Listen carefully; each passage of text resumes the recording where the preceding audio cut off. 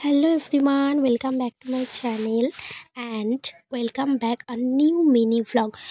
দেখো আমাকে বড্ড মোটা মোটা লাগছে, তাই মোটা লাগছে বলে আমি জিন্সের জ্যাকেটটা খুলে ফেলেছি। ঠান্ডা লাগলেও আমি এরকমভাবেই যাব। যাই হোক, কোথায় যাচ্ছি তোমরা থাম্বনেল দেখে বুঝেই গেছিলে যে আমি যাচ্ছিলাম উলুবেড়িয়া রাসমেলায়। আমাদের এখানে সব থেকে বড় রাসমেলা, অনেক মানে কি বলে ওই স্ট্যাচু হয়েছিল।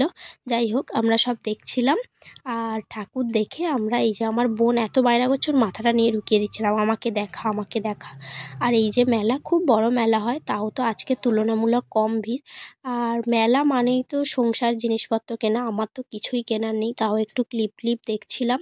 কিছু পছন্দ হয়নি, পুতুলগুলো পছন্দ হয়েছিল, বাট এত হিউজ দাম, এত দাম যে কেনা হয়নি, মানে কিনিনি।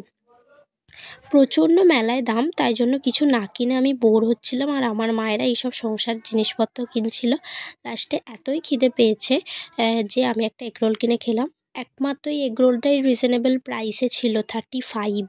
অ্যান্ড আমরা তারপরে বাড়ি ফেরার আগে জিলাপি, বাদাম, গুড় কটকটি, তারপরে ওই যে চানা মতো হয়, ওই চানা কিনে বাড়ি ফিরলাম। তোমরা কে কে উলুবেড়িয়া মেলায় ঘুরতে এসেছো অবশ্যই জানিও। বাই।